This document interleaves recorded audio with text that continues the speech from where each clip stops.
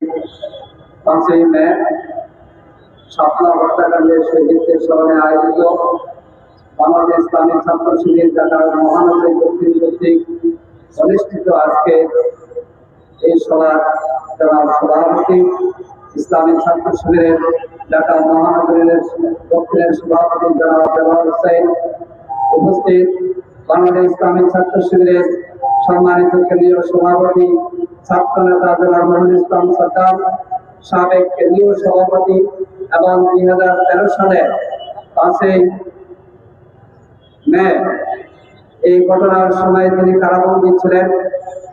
আল্লামা দেওয়ার হোসেন সাইদ এই ঘটনার পর তিনি গ্রেফতার হয়েছিলেন। মজলুম ছাত্র নেতা তৎকালীন জনাব দেওয়ার হোসেন ইসলামী ছাত্র শিবিরের 2013 সালের 5ই মের সময় যিনি ইসলামী ছাত্র শিবিরের দায়িত্ব পালন করতেছিলেন, সেক্রেটারি জেনারেল ভাই জনাব আব্দুল জব্বার, বিশিষ্ট আলেম দ্বীন হেফাজতে ইসলামের তৎকালীন নেতা মুফতি ফখরুল ইসলাম, ইসলামী ছাত্র শিবিরের নেতৃবৃন্দ উপস্থিত ভাই ও বন্ধুগণ, আজকে আমরা অত্যন্ত দুঃখ ভরা মনে একত্রিত হয়েছি। আমাদের মধ্যে ক্ষোভ, আমাদের মধ্যে দুঃখ। 2013 সালের 5ই মে শাপলা হত্যাকাণ্ডের নিন্দা করেছিলেন তৎকালীন বিরোধী দলীয় নেত্রী বেগম খালেদা জিয়া। আমি তখন বিরোধী দলীয় জোটের বৈঠকে জামায়াত ইসলামীর প্রতিনিধিত্ব করতাম। 5ই আগস্টের ঘটনার পর পরের দিন দুপুর বেলায় বেগম খালেদা জিয়ার নেতৃত্বে বিরোধী দলীয় জোটের বৈঠক হয়েছিল। সেই বৈঠকে শাপলা হত্যাকাণ্ডের প্রতিবাদে মিছিল, বিক্ষোভ এবং হরতালের সিদ্ধান্ত হয়েছিল। আমরা আজকে মাননীয় প্রধানমন্ত্রী সহ বিএনপি নেতাদের দৃষ্টি আকর্ষণ করতে চাই। তৎকালীন বিরোধী দলীয় নেত্রী যিনি 5ই মে হেফাজতের প্রোগ্রামে অংশগ্রহণ করে বিএনপি নেতা কর্মীদের প্রতি আহ্বান জানিয়েছিলেন তৎকালীন এই জালেম সরকারের বিরুদ্ধে অংশগ্রহণ করে প্রতিবাদ জানানোর জন্য। শাপলা হত্যাকাণ্ডের এতগুলি শহীদ আপনারা এখন ক্ষমতায়, বেগম খালেদা জিয়ার উত্তরসূরি হিসেবে আপনারা দাবি করেন, আপনারা বিক্ষোভ করেছিলেন, আপনারা হরতাল করেছিলেন, কিন্তু শাপলা হত্যাকাণ্ডের আসামিরা কেন চিহ্নিত হচ্ছে না, কেন গ্রেফতার হচ্ছে না, এখনো কেন ফাঁসির রায় আমরা দেখতে পাই না, শুনতে পাচ্ছি না। সংগ্রামী ভাই ও বন্ধুগণ, আজকে কর্নেল জিয়াউল হাসান, তিনি পরে মেজর জেনারেল হয়েছেন, তিনি অন্য হত্যাকাণ্ডে, জুলাই হত্যাকাণ্ডে আসামি হয়ে আছেন। কিন্তু 5ই মে এই রাত্রে এখানে যে বর্বরচিত হত্যাকাণ্ডের এই নেতৃত্ব দিয়েছিলেন তৎকালীন কর্নেল জিয়া, তিনি র্যাবের তৎকালীন সহপ্রধান ছিলেন। আমরা আজকে স্পষ্টভাবে বলতে চাই, দেশের মানুষ আছে দুঃখ ভরা মনে তাকিয়ে আছে। জুলাইয়ের হত্যাকাণ্ডের যারা তৎকালীন পুলিশ কর্মকর্তা, তৎকালীন ডিজিএফআই ছিল, এনএসএ ছিল, অন্যান্য সরকারি বাহিনী ছিল, তাদেরকে গ্রেফতার করে দৃষ্টান্তমূলক শাস্তি দিলেই এই দেশের মানুষ শান্তি এবং স্বস্তি প্রকাশ করবে। ভাই ও বন্ধুগণ, আমাদের নেতৃবৃন্দ বলেছে বেগম খালেদা জিয়া বিরোধী দলীয় জোটের বৈঠক, বিএনপি নেতাদের বৈঠক করে 5ই মে হেফাজতের সাথে ঐক্যবদ্ধ হয়ে এখানে সংগ্রামী ভূমিকা পালন করার জন্য আহ্বান জানিয়েছিলেন। আপনারা সেদিন আসেন নাই। ঢাকা মহানগরীর নেতাদেরকে ফোন দিয়েছিলাম আমরা, তারা ঘুমিয়ে আছে আর আমরা সজাগ আছি।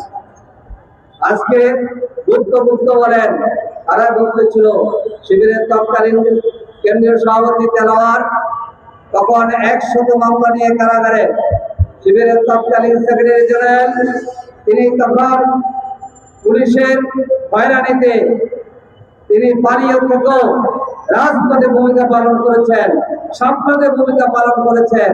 আজকে কি গুপ্ত বলতে আপনাদের লজ্জা লাগে না? আপনারা তো সূত্র থেকেও সেদিন শাপলা চত্বরের ভূমিকায় রাজপথে আমরা আপনাদেরকে দেখি নাই। সংগ্রামী ভাই ও বন্ধুগণ, আমরা বলতে চাই 24শে গণঅভ্যুত্থানের বদৌলতে নির্বাচন হয়েছে, আপনারা ক্ষমতাসীন হয়েছেন। আমাদের দাবি হচ্ছে জুলাই 5ই মে এই যে শাপলা হত্যাকাণ্ডের, এটা সুন্দরভাবে যারা এটার সাথে জড়িত চিহ্নিত করে আপনার তালিকা প্রকাশ করুন। আজকে এখানে আহ্বান জানাতে চাই, শাপলার যত ব্যক্তি শহীদ হয়েছে, শাপলার সাথে জড়িত হচ্ছে যাত্রাবাড়ি, আরো কয়েকটি জায়গায় শাপলার পরের দিন ভোরবেলায় অনেক ভাই এবং বোন হত্যাকাণ্ডের শিকার হয়েছেন।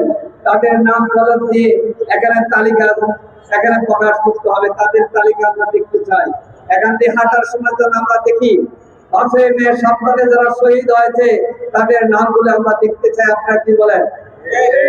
সংগ্রামী ভাই ও বন্ধুগণ, আসুন, শাপলার ঐতিহাসিক সমাবেশ শেষ হয়নি। আপনারা জানেন 18 ফেব্রুয়ারি মাসের 4 তারিখ আব্দুল কাদের মোল্লা ভাইয়ের ফাঁসি তথাকথিত রায় দিয়েছিল। সে রায়ে ওনার যাবজ্জীবন কারাদণ্ড হয়েছিল, কিন্তু ফাঁসি দেওয়ার জন্যে শাহবাগে যারা মিলিত হয়েছিল তারা 1 মাস শাহবাগকে অবরুদ্ধ করে দিয়েছিল।